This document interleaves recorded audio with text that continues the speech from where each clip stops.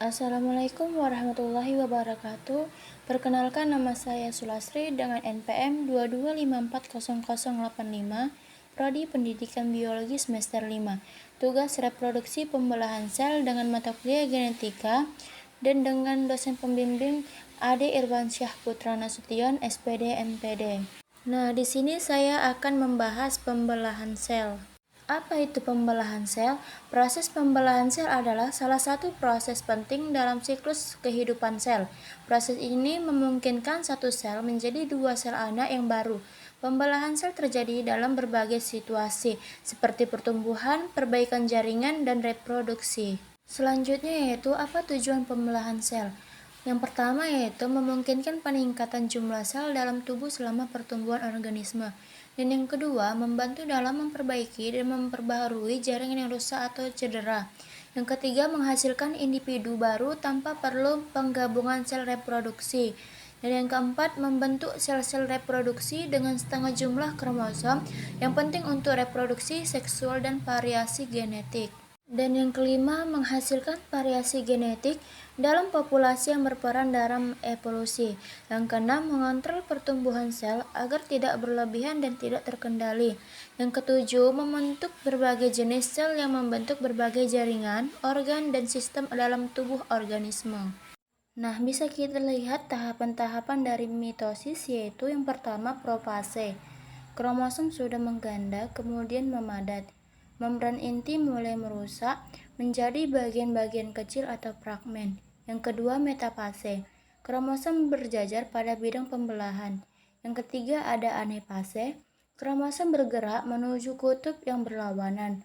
Pada akhir anafase, kedua kutub sel memiliki kromosom yang jumlahnya sama.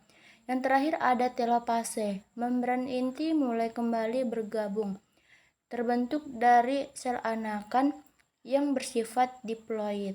Selanjutnya yaitu adapun tahapan-tahapan mitosis dan distribusi DNA, yaitu yang pertama profase. Kromosom mulai memadat dan terlihat setiap kromosom terdiri dari dua kromatid yang terhubung di sentromer. Membran inti mulai terpecah. Yang kedua, metafase. Kromosom sejajar di tengah sel atau plano mikrotubulus dari spindel mengikat sentromer setiap kromosom. Dan yang ketiga yaitu anafase. Kromatid saudara dipisahkan dan ditarik menuju kutub sel yang berlawanan. Ini memastikan setiap sel anak menerima satu set kromosom yang identik. Yang keempat, telopase. Kromosom mulai mengembang dan membran inti terbentuk kembali di sekitar masing-masing set kromosom, mengakhiri pembelahan nukleus. Yang kelima, sitokinesis. Pembelahan sitoplasma terjadi, menghasilkan dua anak sel yang terpisah, masing-masing dengan salinan identik dari DNA. Selama proses ini, DNA didistribusikan secara merata ke dalam sel anak untuk memastikan bahwa setiap sel menerima jumlah yang tepat dan jenis materi genetik. Nah, selanjutnya adapun tahapan meiosis. Di sini ada proses meiosis. Yang pertama, meiosis 1, profase 1. Kromosom memadat dan pasangan homolog atau kromosom dari ayah dan ibu berpasangan dalam proses yang disebut sinapsis. Pertukaran materi genetik atau crossing over terjadi menghasilkan variasi genetik. Yang pertama, metafase 1, pasangan homolog sejajar di tengah sel.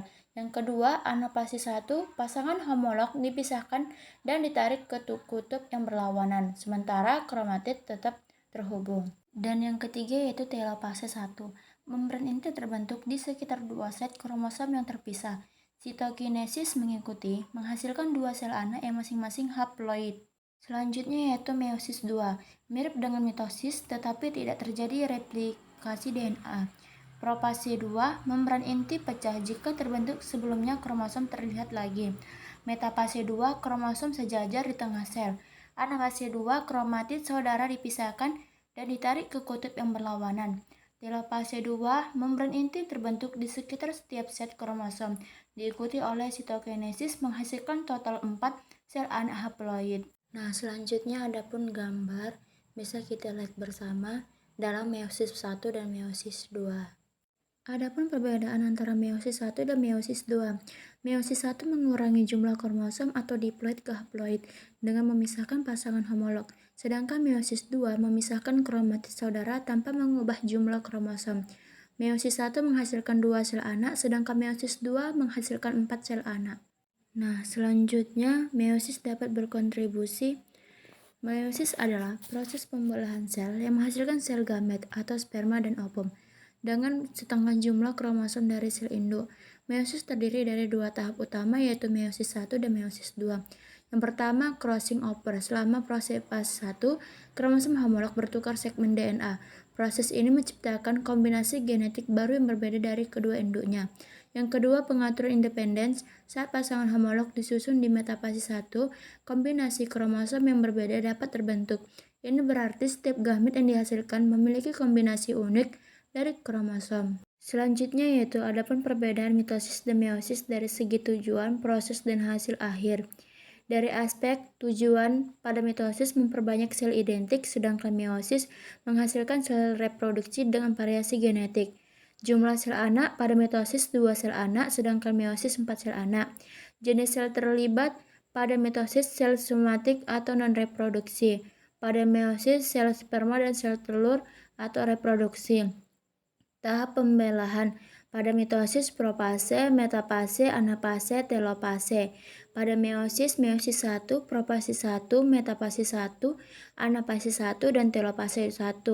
Dan meiosis 2, profase 2, metafase 2, anafase 2, dan telopase 2. Reproduksi kromosom pada mitosis tidak terjadi, pada meiosis terjadi. Variasi genetik pada mitosis tidak ada variasi, pada meiosis menghasilkan variasi genetik melalui penggabungan sel-sel reproduksi yang berbeda. Fungsi pada mitosis, pertumbuhan, perbaikan, dan pemeliharaan.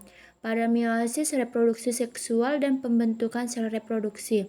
Contoh organisme pada mitosis, hampir semua organisme. Pada meiosis, organisme yang melakukan reproduksi seksual. Nah, adapun perannya pada mitosis dalam siklus makhluk hidup. Peran mitosis berperan dalam pertumbuhan dan perbaikan jaringan. Ini memungkinkan organisme untuk memperbanyak sel-sel tubuh, menggantikan sel-sel yang rusak, dan berkembang dari satu sel menjadi organisme dewasa. Dengan contoh, sel-sel kulit yang terus-menerus terbarui, serta proses penyembuhan luka. Selanjutnya pada meiosis. Meiosis berperan dalam reproduksi seksual dengan menghasilkan gamet atau sel telur dan sperma. Proses ini penting untuk menjaga jumlah kromosom dalam generasi berikutnya dan meningkatkan variasi genetik, dengan contoh pembentukan sel telur di ovarium dan sperma di testis, yang kemudian bergabung saat fertilisasi untuk membentuk zigot baru. Mitosis dan meiosis memiliki fungsi dan proses yang berbeda, di mana mitosis berfokus pada pertumbuhan dan perbaikan, sedangkan meiosis berperan penting dalam reproduksi dan peningkatan variasi genetik. Selanjutnya yaitu adapun kesalahan dalam pembelahan sel. Yang pertama, kegagalan mitosis. Aneuploidy terjadi ketika kromosom tidak terdistribusi secara merata, menghasilkan sel dengan jumlah kromosom yang abnormal. Kanker. Ketidakstabilan genetik dapat menyebabkan pembelahan sel yang tidak terkendali, berkontribusi pada perkembangan tumor. Yang kedua yaitu kegagalan meiosis. Yang pertama, non-disjunctions. Kegagalan kromosom untuk terpisah dengan benar selama meiosis yang dapat menyebabkan kelainan genetik seperti sindrom. Yang kedua, gamet abnormal. Gamet yang dihasilkan bisa memiliki jumlah kromosom yang tidak sesuai, mengakibatkan fertilisasi yang gagal atau perkembangan embrio yang tidak normal. Kegagalan ini berdampak serius pada kesehatan dan perkembangan organisme. Selanjutnya yaitu adapun dampak dan yang mempengaruhi jumlah kromosom pada sel anak. Yang pertama, aneuploidy. Definisi sel anak memiliki jumlah kromosom yang tidak normal atau misalnya satu kromosom tambahan atau kurang, dengan contoh sindrom Down, trisomi 21 atau Turner syndrome atau monosomi X. Yang kedua yaitu kelainan genetik, gangguan perkembangan fisik dan intelektual. Yang kedua, masalah kesehatan jangka panjang seperti kelainan jantung atau gangguan sistem kekebalan. Yang ketiga, keguguran. Banyak kehamilan dengan embrio aneuploidy berakhir dalam keguguran karena embrio tidak dapat berkembang dengan baik. Sekian video saya mengenai pembelahan sel. Wassalamualaikum warahmatullahi wabarakatuh.